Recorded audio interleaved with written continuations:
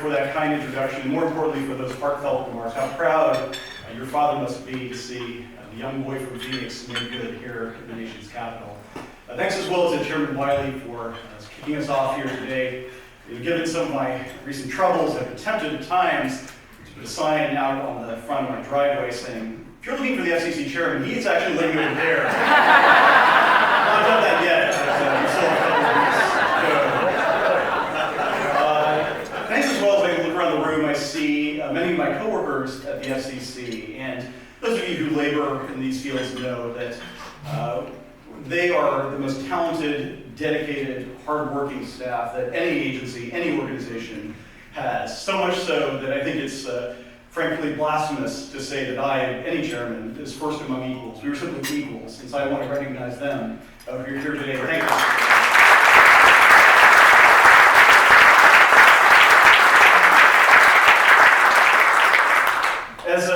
As Dick and Patrick have mentioned, and as I'll recognize as well, I take the stage at a rather bittersweet moment. Of course, as has been mentioned, the Media Institute's longtime leader, Patrick Maines, is stepping down, and considering his stature, I feel compelled to open with a variant on Shakespeare. Friends, lawyers, countrymen, lend me your ears. I come to praise Patrick Maines, not to bury him. Since 1984, Patrick has led the Media Institute with great distinction. 33 years of standing strong for the First Amendment, the spine of American democracy.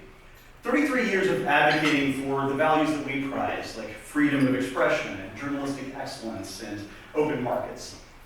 33 years of perceptive cultural commentary, such as when he opined in USA Today 4 years ago that Breaking Bad was, quote, perhaps the best show that has ever been on television. And 33 years of urging the FCC to adopt better policies, such as when he proclaimed that, quote, deregulation is the only rational approach in the radically transformed digital information age of media abundance in the 21st century. And he wrote that in Media Institute comments to the FCC 17 years ago. I'm just sorry it took us this long to respond. Patrick, thank you for your able leadership and for your friendship. As you depart the stage, we are grateful for your contributions to the Media Institute, of course, but also to the body politic. And I think that what Mark Antony said in Shakespeare's Julius Caesar holds true for you. Only he acted from honesty and for the general good. His life was gentle, and the elements mixed so well in him that nature might stand up and say to all the world, this is a man.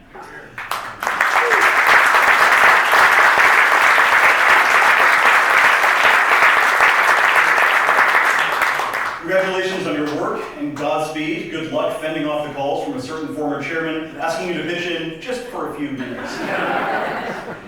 Well, speaking of transitions, these are difficult times for many of those who tell the stories that define our communities, America's broadcasters and newspapers. Attention spans are short, advertising dollars are going elsewhere, and competition is everywhere.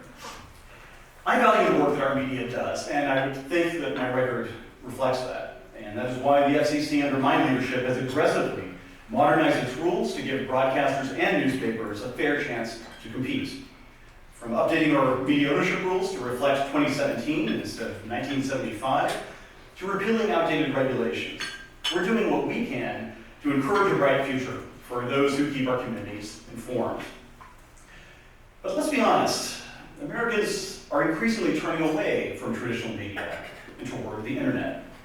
And even with greater freedom for newspapers and broadcasters to compete, this shift toward online platforms and the go-to place for news and information and entertainment is certain to continue.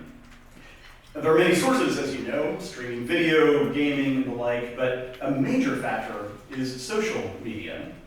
2/3 of American adults get news from social media. For Americans under 50, it's 4 out of 5. Twitter and Facebook and Snapchat and Instagram and other online platforms are where millions of Americans now meet and talk, so to speak. And so in a sense, these platforms constitute the public square in the digital era. Many public servants have entered that square in recent years, including me, as you might have heard. In my first meeting as an FCC commissioner in 2012, I announced that I had joined Twitter. I was the first commissioner ever to do so, and it's taken me in some unexpected directions.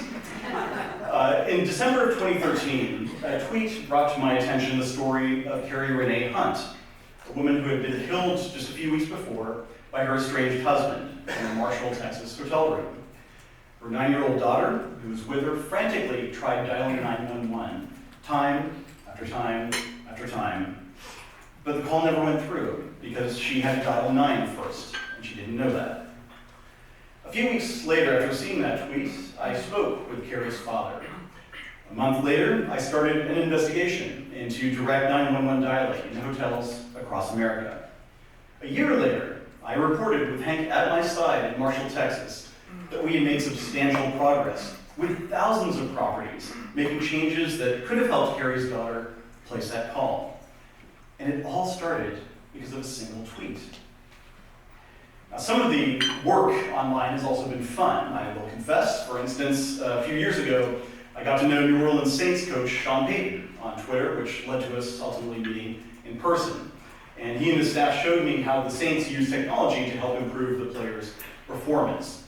It was informative enough that it almost made up for him denying me a tryout. The Saints wouldn't have needed to draft Michael Thomas had they just given me a shot. But in all seriousness, there's no question that social media in some ways has made me a better public servant. It's enabled me to hear from people who otherwise I would never have a chance to see or hear. It's allowed me to connect with those whose causes have become my own. And it's helped me get the message out in ways that are unimaginable to some of our predecessors at the FCC, like Chairman Wiley. Now, more generally, social media has had very positive social effects on America, too.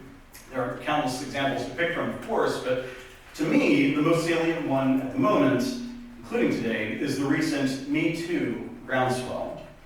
We've seen an amazing surge of women who now feel comfortable publicly sharing their stories of abuse and mistreatment at the hands of powerful men.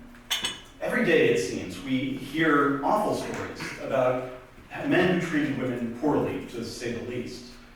And social media has empowered many women in this cause. It's given them a sense that they are not alone in their experience and that they won't be abandoned or ridiculed as they go public. And this, I submit, is a very good thing.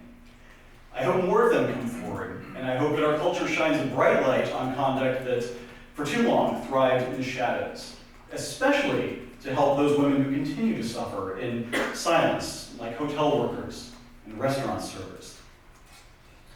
But there have been downsides to social media as well. Harassment and threats and unfiltered rage. The past few days, I've seen a lot of that, much more than I or my family would like. I think many others probably feel the same way. And I think this vitriol seems to reflect the growing feeling that America today is a meaner and a coarser place than it used to be, especially when it comes to politics. Indeed, there's a quiet sense that far from helping things, social media is making it worse. This unprecedented medium for collaboration and connecting people feels like it's dividing us and driving us apart. And that brings me to the question that I'd like to pose to you today.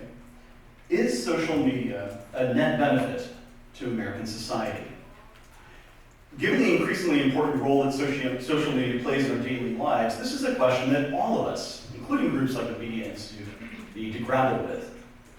I'll be candid up front and tell you that I don't have an answer, and I won't touch on particular policy issues like social media's role in elections, important though they are. What I have in mind is something broader than that. And with that, let me suggest 2 trends that I believe have lowered our discourse and how social media has enabled each. The first trend, everything nowadays is political. Everything. When I was younger, I remember politics being something about public policy that was covered on the evening news or the daily newspaper.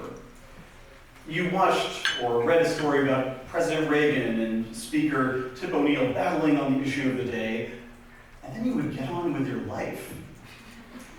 Well, no more. Today, politics confuses everything from entertainment awards shows to natural disasters, and there's no respite from it. Virtually every aspect of American life seems to have been tainted in one way or another with politics. And everyone is expected to have an opinion. If they don't, they are suspected of being on the other side, whatever that is, but of course that's bad. And if you don't believe me, just Google, maybe not now, but after my speech is done, just Google Taylor Swift and politics. And you will see endless headlines. Here are just a few of them. Taylor Swift refuses to get political. Taylor Swift's new album Reputation says nothing about politics. Taylor Swift's spineless feminism. And, my favorite, Taylor Swift needs to sit this year out.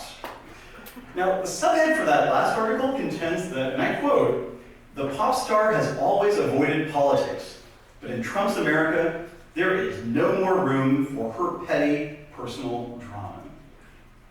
Well, yes, there is. She's a singer and a songwriter, and she's talented, and people want to hear her, including me.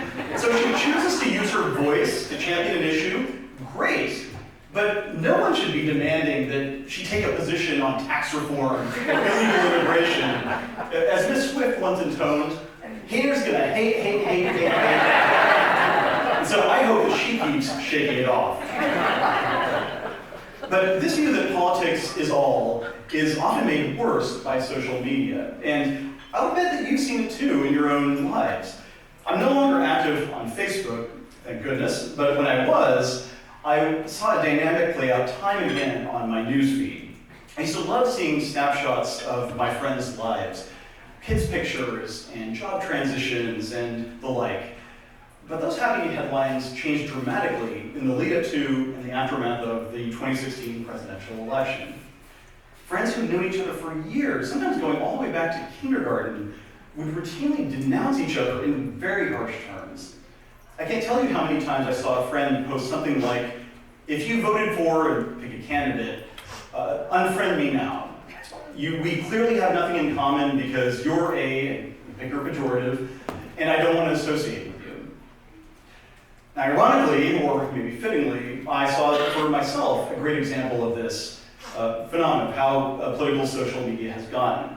It came after a recent nonpartisan event on the future of speech online. It was hosted by the Museum Institute, the Center for Democracy and Technology, and the Charles Koch Institute. I was invited to speak, and so was activist DeRay McKesson. We sat next to each other and had a chance to chat for a few minutes. And after the event, DeRay tweeted, and I quote, "Ajit Pai FCC, good to see you today. Good to meet you today, rather. Looking forward to a longer conversation soon." I simply replied, "Good to meet you as well, DeRay. Hope to catch up sometime soon. Much to talk about, including possible Game of Thrones endings." He told me he was a big fan. Seemingly harmless, one American sharing a little bit of goodwill online with another.